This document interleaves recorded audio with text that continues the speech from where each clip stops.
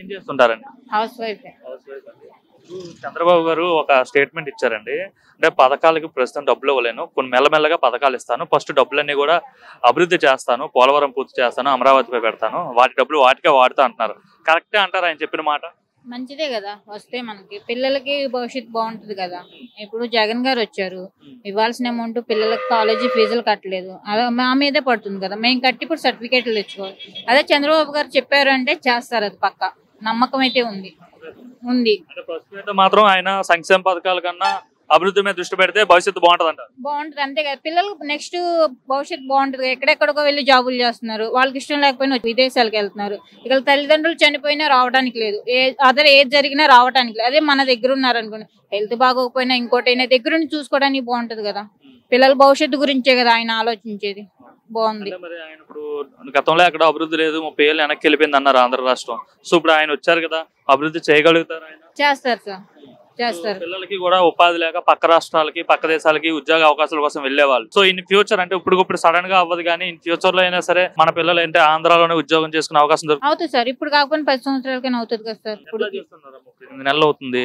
గతంలో 5 ఏళ్ళు జగన్ పాలన చూసారు, ఇప్పుడు 8 నెలలు చంద్రబాబు పాలన చూసారు. ఏమనిపిస్తుంది రెండింటికి? అదైతే బాగాలేదు సార్. అన్ని రేట్లు పెరిగిపోయినాయి జగన్ పాలనలో అయితే.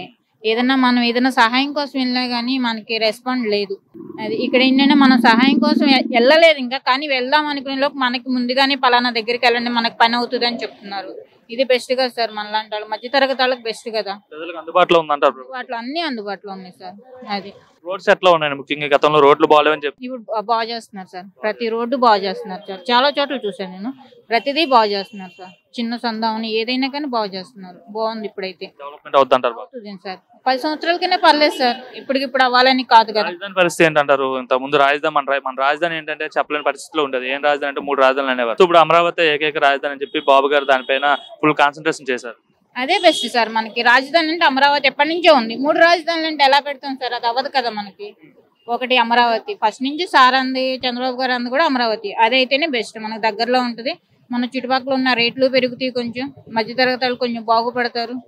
అది రాజేష్ అన్న, ఇప్పుడు లోకేష్ గారు మొన్న ఒక యాప్ లాంచ్ చేశారు, వాట్సాప్ గవర్నెన్స్ అని చెప్పి. మనం ఏదైనా సమస్య వచ్చి అందులో హాయ్ అని పెడితే చాలు, అందులో ఒక మెనూ వచ్చి మనకి ఏదైనా సమస్య వచ్చి ఏదైనా ప్రాబ్లమ్స్ అలా ఉంటే దాని ద్వారా ఒక క్యాష్ సర్టిఫికేట్ కావచ్చు, ఇన్కమ్ సర్టిఫికేట్ కావచ్చు, లేదంటే కరెంట్ బిల్ కావచ్చు, ఇట్లా ఒక యాప్ అయితే లాంచ్ చేశారు. ఎలా ఉంది ఆ యాప్? ఆ యాప్ వల్ల ఎటువంటి యూజ్ ఉంది అనుకుంటున్నారు? బాగానే ఉంది, ఇబ్బంది లేదు యాప్ గురించి. ఇబ్బంది లేదు.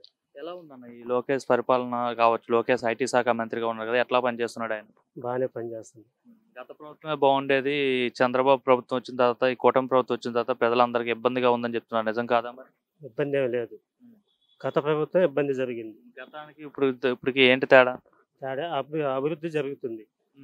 పోయిన ప్రభుత్వం ఏమో జనాన్ని ఇబ్బంది పెట్టడం, స్టేషన్లు తీసుకొట్టేయటం, రోడ్లు బాగలేవు, ఇలాంటి ఇబ్బందులు జరిగినాయి. ఇప్పుడైతే ఇబ్బంది ఏమి లేదు. మరి జగన్మోహన్ రెడ్డి అంటున్నాడు, ఈ ప్రభుత్వం వచ్చిన తర్వాత ప్రజలంతా ఇబ్బంది పడుతున్నారు, ప్రజల తరపున నేను పోరాడతాను, రోడ్డు మీదకి వస్తా అంటున్నాడు ఆయన. ఏమవుతాడు? రోడ్డు ఎక్కించింది ఆయన జనాన్ని. ఇప్పుడు ఎవరి ఇళ్లలో వాళ్ళు ఉంటారు, ప్రశాంతంగా ఉంటారు. ఏం చేస్తుంది ఆయన? ఏం చేయాల. ఇప్పుడు సీఎం గారు వచ్చిన కాడ నుంచి, మన నారా చంద్రబాబు నాయుడు గారు గెలిచిన కాడ నుంచి సీసీ రోడ్లు అప్పుడే కొనసాగుతూనే ఉన్నాయి. ఏ గ్రహానికి బట్టినా, ఏ ఊరికి బట్టినా, ఎక్కడ పట్టినా కానీ సీసీ రోడ్లు వేస్తూనే ఉన్నారు. పోయిన గత ప్రభుత్వంలో ఏం జరిగింది లేదు, మొత్తం మట్టి రోడ్లు. ప్రజలు చూస్తూనే ఉన్నారు. గత ప్రభుత్వం రోడ్లు పట్టించుకోలేదు అంటారు. అసలు ఏం పట్టించుకున్నాడు? ఏం పట్టించుకోవాలి అతను. జనాన్ని కొట్టేయటం, స్టేషన్లలో వేసి టవలాలు వేసి, వాళ్ళ పార్టీ టవలాలు వేసి కప్పేయటం, ఇలా ఇబ్బంది పెట్టిండు. ప్రతి జనం చిన్న స్థాయి కానీ పెద్ద స్థాయి వరకు ఇబ్బంది, ఏం జరగల.